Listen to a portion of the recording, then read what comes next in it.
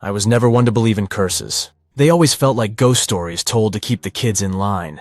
Tall tales meant to scare away tourists from places they didn't belong. But this time I was wrong. Dead wrong.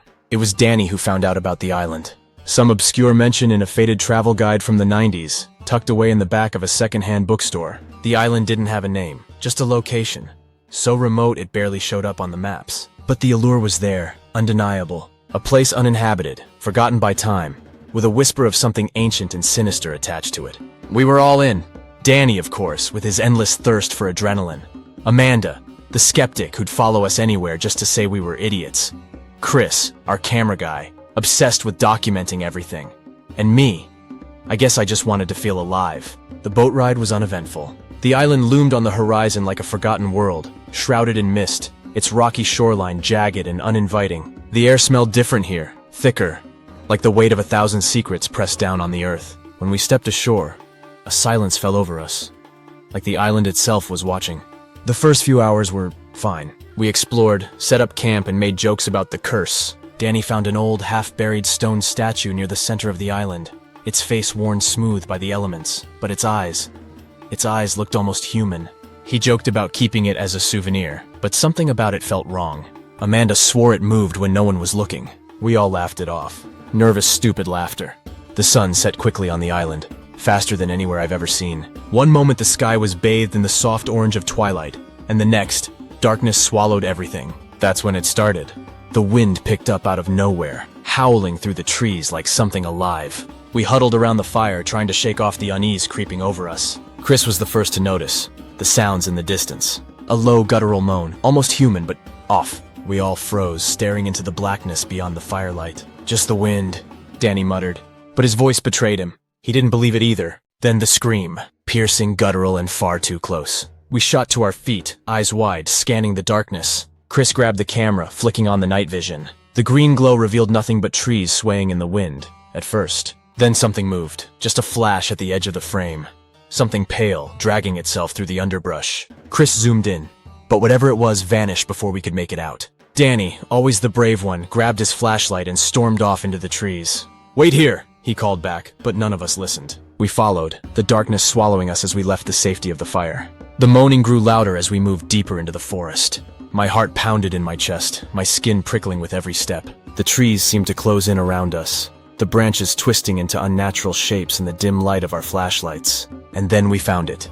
Danny, standing stock still in a clearing, his flashlight illuminating something on the ground. I couldn't see it at first, not clearly, but as I got closer, I wished I hadn't. It was a body. No, more than one. Several, tangled together in a grotesque heap, their limbs twisted and broken. But that wasn't the worst part. They were moving, barely, just a twitch here, a spasm there. But it was enough. Enough to know that whatever they had been, they weren't dead. Not entirely. Chris gagged, dropping the camera to his side. Amanda clutched my arm, her nails digging into my skin. What the hell is this?" she whispered. Danny didn't answer. He just stared, his face pale, his mouth moving wordlessly. And then slowly, one of the bodies turned its head. The eyes, clouded milky white, yet somehow filled with a twisted hunger, locked onto us. Its mouth opened, and that horrible low moan echoed out, filling the clearing with a sound that sent ice down my spine. "Run," Danny whispered, his voice barely audible over the noise. Then louder, "Run!" We bolted, crashing through the trees, our breaths ragged, hearts pounding. I didn't look back. I couldn't. The sounds behind us grew louder, closer, the moaning turning into wet, choking gasps as whatever those things were dragged themselves after us. We burst through the trees and back into the clearing where our campfire still flickered weakly. Danny was behind me, panting hard, his eyes wild with fear. Amanda and Chris stumbled in behind him, their faces pale, sweat slicking their skin. "Grab the bags," Danny shouted. "We need to get off this island, now!" But as I reached for my pack, something cold brushed against my ankle. I jumped back, heart hammering as one of the bodies from the clearing dragged itself into the light. Its fingers, twisted and broken, clawed at the ground, pulling it closer and closer. Its face, God, its face. It wasn't just decayed. It was familiar. Recognition hit me like a punch to the gut. This thing, this twisted, broken thing had once been human. More than that, it had once been like us, an adventurer. The remnants of its torn clothes, stained with dirt and blood, still bore the faint colors of a logo I had seen before. In that old travel guide. We weren't the first ones to come here, and if we didn't leave, we wouldn't be the last. But as I turned to run, Danny's voice stopped me cold. "Oh no. No!" he whispered, staring at something just beyond the firelight. I turned slowly, my heart sinking. There, emerging from the shadows, were more of them. Dozens. Crawling, limping, some barely more than skeletons with scraps of flesh clinging to their bones. And every single one of them was coming straight for us.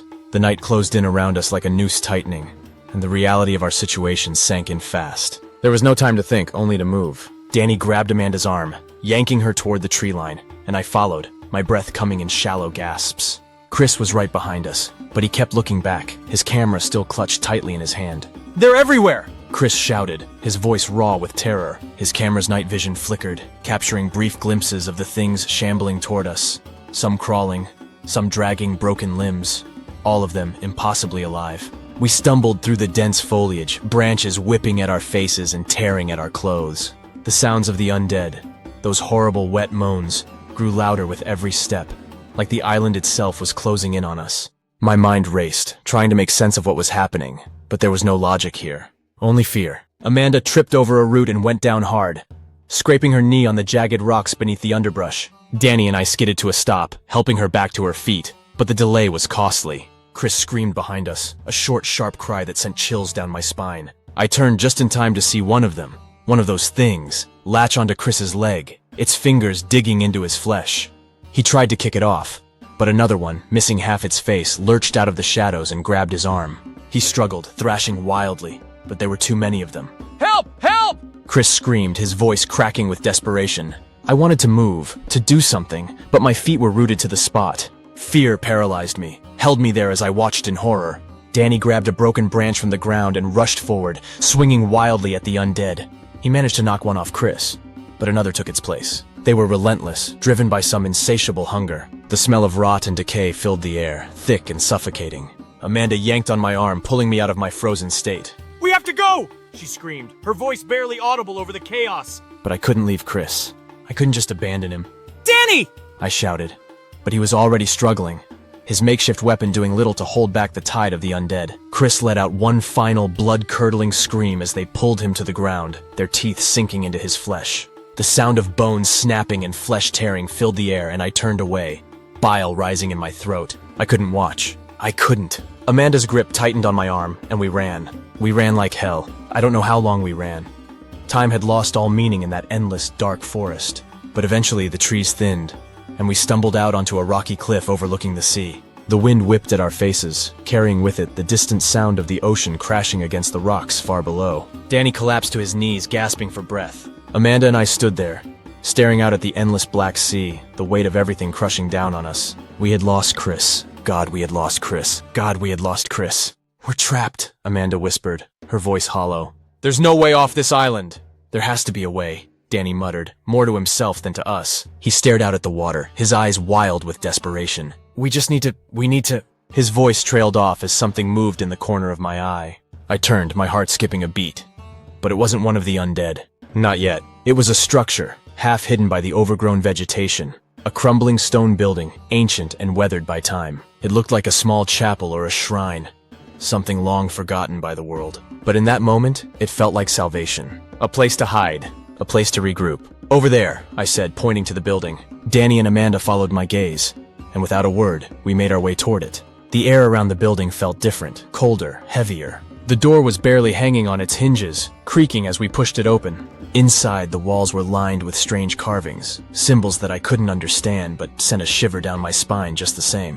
In the center of the room stood a stone altar, stained with something dark, something that looked far too much like dried blood. "What is this place?" Amanda whispered, her voice barely more than a breath. Danny stepped closer to the altar, his eyes scanning the carvings on the walls. "I don't know, but look at these symbols. They're like the ones we saw on that statue earlier." A chill ran down my spine as I remembered the statue, its eerie, human-like eyes. The curse, the stories, they had to be connected. But how? As Danny leaned in to get a closer look, Amanda backed away, her eyes darting nervously around the room. "We shouldn't be here," she said, her voice trembling. "This place, it feels wrong." "We don't have a choice," I said, trying to steady my voice. "We need to figure out what's going on. If there's a way to stop this curse, it's got to be here. It has to be." Danny traced his fingers over one of the carvings, his brow furrowed in concentration. "These symbols, they're like instructions," he said slowly.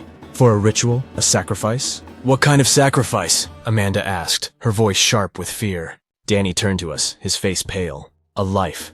To break the curse. Someone has to die. Willingly." A cold silence fell over the room, the weight of his words sinking in. None of us spoke. None of us wanted to believe it. But deep down I think we all knew. This was no ordinary curse. This was something older, darker, and it wouldn't be broken easily. Suddenly the door creaked open behind us. We all spun around, our hearts pounding in unison. But no one was there. Only the sound of the wind howling through the empty doorway. Then, slowly, something began to drag itself across the threshold. A pale, decayed hand, followed by another, and then Chris's face. His eyes, those clouded dead eyes, locked onto us and his mouth twisted into a grotesque grin. But this time, he wasn't alone. Behind him, more of them, crawling, dragging, pulling themselves through the doorway, one by one. There was nowhere left to run. The room was closing in, the air thick with the stench of decay. Chris, what was left of him, crawled toward us, his lifeless eyes fixed in a hollow stare. Behind him, the undead pressed forward, filling the doorway, their twisted, broken bodies scraping against the stone floor as they pulled themselves closer and closer. Amanda whimpered, backing away until she hit the far wall. "This can't be happening. This asterisk can't be real." Danny, still standing by the altar, clenched his fists. His eyes darted to the carvings on the walls, then back to the horde advancing toward us. "The ritual! It's the only way! We have to stop them!" "Are you crazy?" I snapped, my voice shaking. "You want one of us to just die? For what? There's no guarantee it'll even work." Danny's gaze hardened. "You saw those symbols. This curse is ancient, something that's been tied to this island for centuries. Those things, they're trapped here because of it. The only way to break it is by making a sacrifice. A willing one." The words hung in the air like a death sentence. Amanda stared at him, wide-eyed, her face pale as a ghost. "You're saying one of us has to—" "Yes." Danny's voice was firm, but his hands trembled as he picked up a jagged piece of stone from the floor. "I don't like it any more than you do, but if we don't do this, we'll all die here. Or worse." The undead were nearly upon us now, their moans filling the room like a choir of the damned. Chris led the pack, his broken jaw hanging open in a grotesque mockery of a grin. I felt sick, my heart pounding so hard it felt like it might burst out of my chest. "Danny," I said, my voice barely above a whisper, We can't just sacrifice someone. There has to be another way." "Their asterisk isn't asterisk another way!" he snapped, desperation edging into his voice. "Don't you get it? This is it! This is how the curse ends!" And then, in that split second of madness, I saw it. The truth. The twisted, horrible truth that made my blood run cold. The carvings on the walls weren't just instructions for a ritual. They were a story of betrayal, of sacrifice, of how this curse was born in the first place. This island, it wasn't cursed because of something ancient. It was cursed because of something human. A betrayal that had happened centuries ago, when a group of settlers had arrived, only to find themselves at odds with the island's original inhabitants. In a desperate bid for survival, the settlers had made a deal with something dark, something that demanded a sacrifice in exchange for protection. But the sacrifice had been a lie. One of the settlers had betrayed the rest, offering them up instead, and the island had become a prison for their restless, vengeful spirits. And now we were caught in that same cycle. "No," I whispered, shaking my head. "Danny, don't. You're wrong. This isn't how we break the curse. This is how we continue it." "What are you talking about?" Amanda asked, her voice trembling. "The curse, it's a loop," I said, my mind racing. "Every group that comes here gets trapped, just like us. They think they can break the curse by sacrificing someone, but that's how the curse asterisk stays asterisk alive. It's how it's passed on."